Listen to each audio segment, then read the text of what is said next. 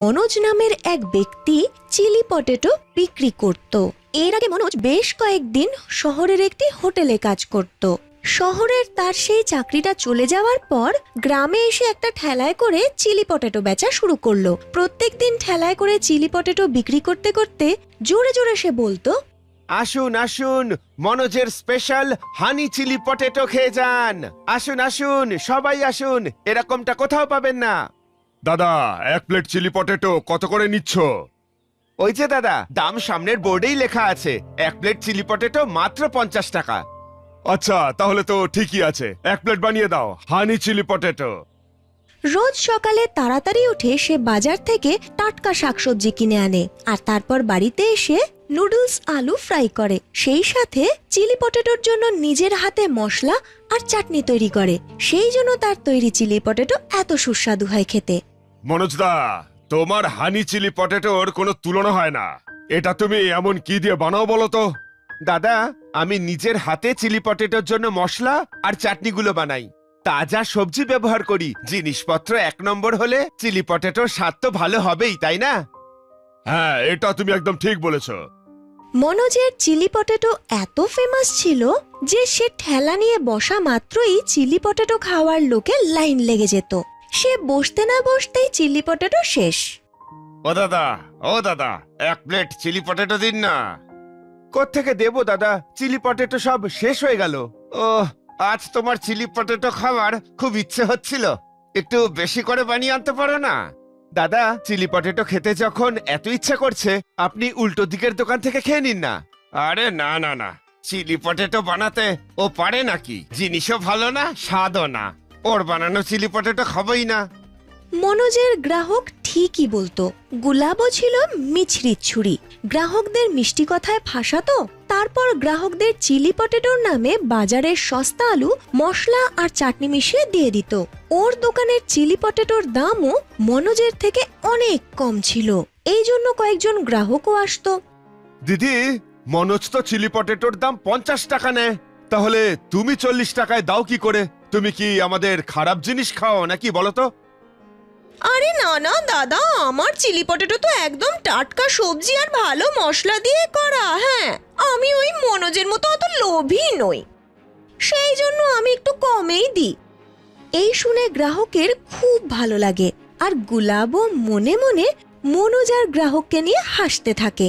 মা গো মা, যতদিন এই সংসারে এরকম মূর্খ লোকজন থাকবে, আমার কাজ তো যেন চলতেই থাকবে।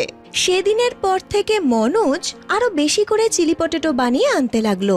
সেই সাথে তা যেন পরিষ্কার পরিচ্ছন্ন আর সুস্বাদু হয় সে খেয়াল রাখতো। তাই ও ঠেলা নিয়ে বসতে না বসতেই গ্রাহকরা ভিড় করে দাঁড়াতো। সন্ধে হওয়ার আগেই তার সব মাল বিক্রি হয়ে যেত। মনোজ ভালো বিক্রিবাট্টা করে বাড়ি ফিরতো। মনোজের বাড়িতে ছিল তার স্ত্রী এবং তার এক সন্তান পিঙ্কু, যে ছিল অসুস্থ, যার চিকিৎসার জন্য মনোজ টাকা জোগাড় করছিল। তার স্ত্রী বলে, ও মা, আজকে তো অনেক টাকা রোজগার করেছো। হ্যাঁ গো, শুনছো? তুমি ভুলভাল কিছু করছো না তো? তুমি পরিশ্রম করেই টাকা উপার্জন করছো তো? পরিশ্রম আর সততা দিয়ে কামানো এই টাকা। সবাইকে হানি চিলি পটেটো খাইয়ে এই টাকা রোজগার করেছি। এই শুনে হেমা একটু ভাবনায় পড়ে আর তাদের অসুস্থ ছেলে পিঙ্কুর কথা চিন্তা করতে করতে বলে, তাহলে ঠিক আছে, তুমি এভাবে উপার্জন করতে থাকলে পিঙ্কুর ভবিষ্যৎটা সত্যি সুন্দর হবে।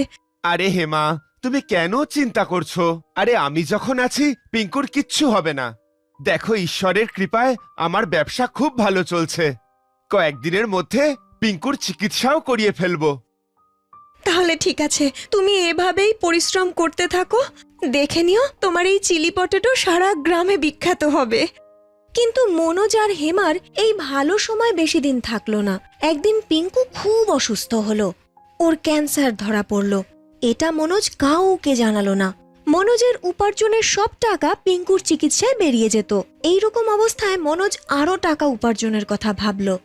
কি যে করি আমি? যা টাকা রোজগার করি, পিঙ্কুর চিকিৎসায় সব টাকা চলে যায়। সংসারের খরচ আমি চালাই কি করে? যে করেই হোক, আমায় রোজগার আরো বাড়াতে হবে। এই ভেবে মনোজ বেশি উপার্জনের জন্য তার চিলি পটেটোতে বাজারের সস্তা জিনিস ব্যবহার করতে লাগলো। সস্তা আলু, বাজে তেল, সস্তা চাটনি, বাসি সবজি, যতটা পারা যায় সব করলো। আসলের পরিবর্তে নকল জিনিস ব্যবহার করে তার চিলি পটেটোর স্বাদ খারাপ হয়ে যায়। কিন্তু মনোজ দাদা, আজকাল তোমার চিলি পটেটোতে আগের মতন আর স্বাদ নেই। সত্যি কথা বলছি দাদা, তোমার চিলি পটেটোর থেকে এখন উল্টো দিকের দোকানের পটেটোর স্বাদ বেশি। এ কি বলছেন দাদা? আমার চিলি পটেটোর স্বাদ আগের মতোই আছে। মনোজ তার গ্রাহককে অনেক বোঝায়, তার মন ভোলানোর চেষ্টা করে, কিন্তু গ্রাহক সেখানে আর দাঁড়ালো না। এবার গ্রাহকরা গোলাবর ঠেলার সামনে ভিড় করতে লাগলো। কই গো দিদি, এক প্লেট চিলি পটেটো দাও দেখি। এক প্লেট আমাকেও দিও দিদি। হ্যাঁ হ্যাঁ, সবাইকে দিচ্ছি, আর একটু সবুর তো করুন। সেদিনের পর থেকে মনোজ যতটা চিলি পটেটো বানিয়ে আনতো সব রয়ে যেত। সকাল থেকে সন্ধে পর্যন্ত সে দাঁড়িয়েই থাকতো, কিন্তু চিলি পটেটো কিনতে কেউ আসতো না। সমস্ত গ্রাহক গুলাবোর ঠেলার সামনে ভিড় করত। মনোজের এই অবস্থা দেখে গুলাবো ভাবলো, যদি আমি চিলি পটেটোর দাম আরেকটু কমিয়ে দিই তাহলে তো এই মনোজ তো গেল, ও তো চিলি পটেটো বিক্রি করা বন্ধই করে দেবে। এই ভেবে গুলাবো তার চিলি পটেটোর দাম আরো কমিয়ে দেয়। সে 40 টাকারটা 30 টাকা করে দেয়। এই দেখে গ্রাহকরা বলে, আরে সে কি দিদি, 40 টাকা যেটার দাম ছিল সেটা এখন 30 টাকা করে দিলে? এটা কিন্তু তুমি খুব ভালো করেছো, এখন আমরা আরো বেশি করে খাবো। হ্যাঁ হ্যাঁ বাবু, ঠিকই বলছেন, আমার গ্রাহক এখন আর 40-এ নয় 30 টাকায় চিলি পটেটো খাবে। মনোজের দোকানে গ্রাহক না আসার জন্য তার উপার্জন বন্ধ হয়ে যায়। আর্থিক দিক থেকে সে আরো দুর্বল হয়ে পড়ে। পিঙ্কুর চিকিৎসা করার জন্য তাকে টাকা অবশেষে ধার নিতে হলো। দেখ বাবা মনোজ, চাইলে তুই আরো টাকা নে, কিন্তু সময় মতো ফিরিয়ে দিস। আপনি একদম চিন্তা করবেন না, আমি সময় মতো টাকা ফিরিয়ে দেবো। ধীরে ধীরে মনোজ ধারে ডুবে যাচ্ছিল। ওদিকে ওর চিলি পটেটো বিক্রি প্রায় বন্ধ হয়ে গিয়েছিল। তার কাছে আসতো মাত্র 1-2 গ্রাহক, সেই জন্য তার উপার্জনই হচ্ছিল না, আর সমস্ত জিনিস নষ্ট হচ্ছিল। একদিন মনোজ প্রায় কাঁদতে কাঁদতে বাড়ি ফিরল। তার এই অবস্থা দেখে হিমা বলে, হ্যাঁ গো, কি হয়েছে? তোমাকে আজকে এরকম দেখাচ্ছে কেন? ব্যবসা ঠিকমতো হচ্ছে না বুঝি? কাজকর্মের অবস্থা খুব খারাপ হেমা। সারাদিন আমি গলা ফাটিয়ে চিৎকার করি, কিন্তু কোনো খদ্দের আসে না। সব খাবার নষ্ট হয়ে যায়, তার উপর আমার মাথার উপর এত ঋণের বোঝা। এসব কি বলছো? আমি তো বুঝতেই পারছি না যে তোমার ব্যবসা হঠাৎ এভাবে পড়ে গেল কেন। তুমি ধার নিয়েছো, আমাকে জানাওনি? হেমা জিজ্ঞেস করাতে মনোজ তাকে সবটা বলে দেয়, আর এটাও যে পিঙ্কু এখন ঠিক আছে, কিন্তু ওর চিকিৎসার জন্য সমস্ত টাকা খরচ হয়ে যায়, তাই সে চিলি পটেটোতে ভেজাল মেশাচ্ছে। হেমা এই সব কথা শুনে কাঁদতে শুরু করে। পরিশ্রম করে তুমি যখন ভালোই উপার্জন করছিলে, খাবারে তোমার ভেজাল মেশানোর তাহলে কি দরকার ছিল? এখনো সময় আছে, তুমি আবার আগের মতোই পরিশ্রম করে সৎভাবে কাজ করো, সব ঠিক হয়ে যাবে। হেমার সব কথা শুনে মনোজ নিজের ভুল বুঝতে পারে। এবার সে আবার সেই আগের মতোই আলু ফ্রাই করতে লাগলো। এখন সে টাটকা সবজি ব্যবহার করত, আর টাটকা মশলাও। নিজের হাতে চাটনি তৈরি করে, তারপরে বাজারে গিয়ে গ্রাহকদের জন্য অপেক্ষা করতে লাগলো। কিন্তু অনেক অপেক্ষা করার পরেও একজন গ্রাহকও এলো না। ওদিকে গুলাবর ঠেলার সামনে গ্রাহকের ভিড় উপচে পড়ছে। এই দেখে মনোজের মন খারাপ হয়ে যায়, আর সে মনে মনে বলে, মনে হচ্ছে কেউ আর আমার থেকে চিলি পটেটো খেতে চায় না। বাবা, এক প্লেট চিলি পটেটো দাও তো, আমার নাতি চিলি পটেটো খেতে খুব ভালোবাসে। দাদু, চিলি পটেটো খেতে আপনি ভালোবাসেন না?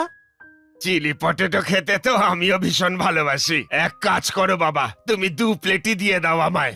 ওই বৃদ্ধ মানুষটাকে দেখে আরো অনেক গ্রাহক মনোজের ঠেলার সামনে এসে দাঁড়ায়।